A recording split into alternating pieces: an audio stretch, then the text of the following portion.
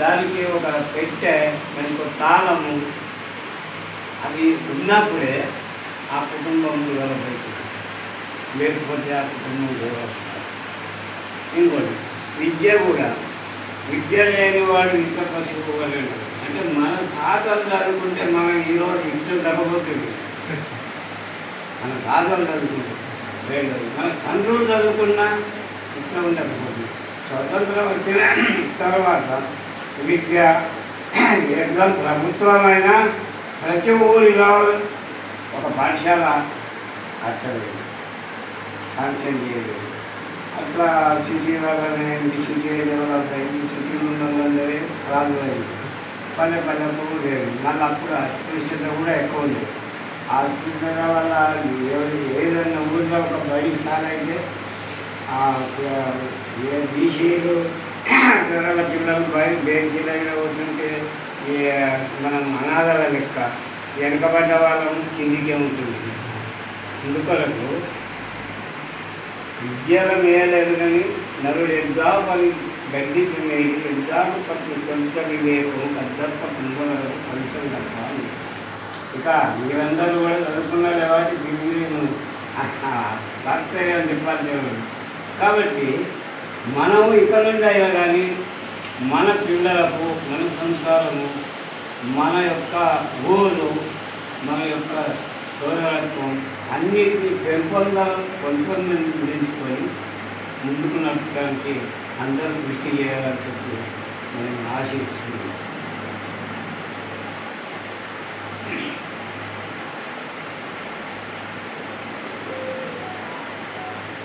అక్కడి ఇంకొక పద్యం కనుక అది కవి రాసినప్పుడు మేము కవిని ఇచ్చాను.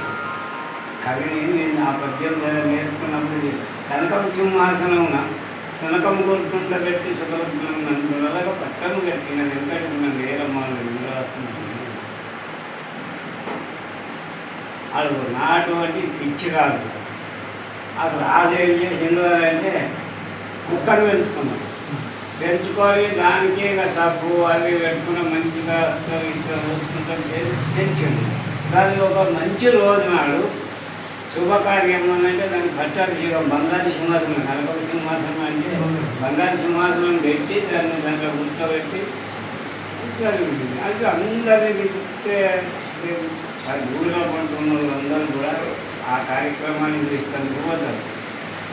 అప్పుడు ఇక మనకి తోలు చెప్పులు ఉంది కదా, అందరూ అక్కడ చెప్పులు చేసి ఆ సభకు లోపడిపోయింది.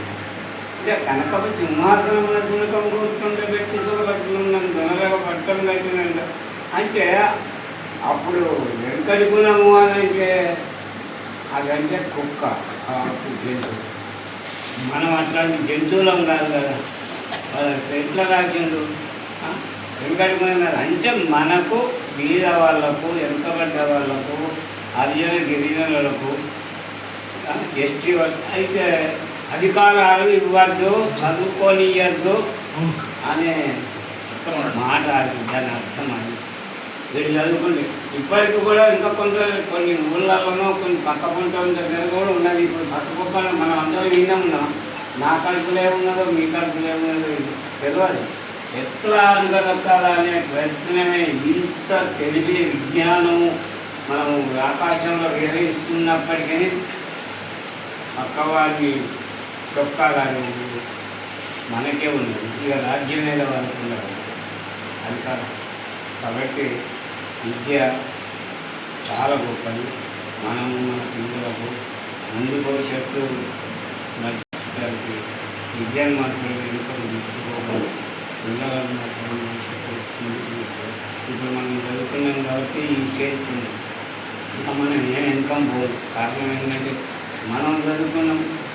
డాక్టర్ అవుతుంది, కొడుకు డాక్టర్ అవుతుంది.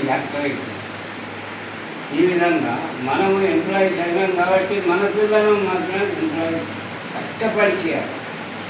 కష్టపడైనా విద్యను దూరం చేయదు మన సంసారం. కాబట్టి ఇలా మీ అందరికీ అవకాశము నాకు కలగజేసిండ్రు.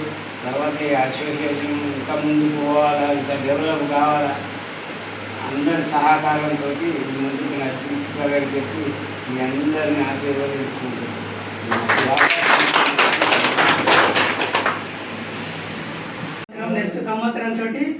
టికెట్ చేసుకుందామని అని చేసుకోవచ్చు ఇక.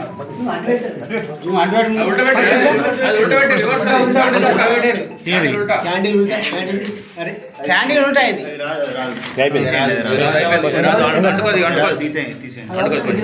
ఇది ఒకటి ముట్టి 1వ నెంబర్ అనేది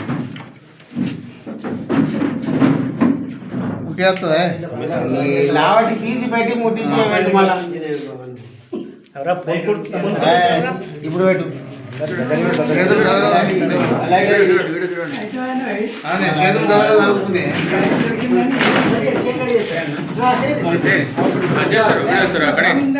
పర్మిషన్ నువ్వు రా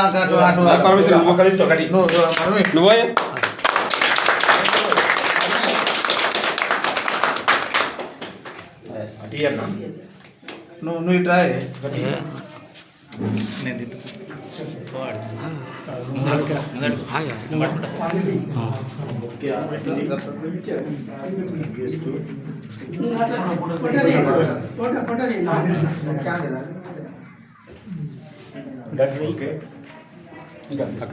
ఇంకా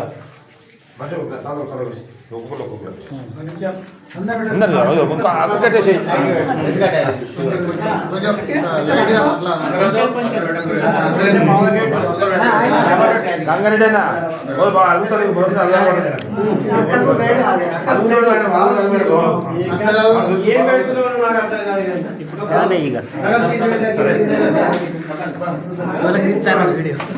నిన్నే నిన్నే పర్మిషన్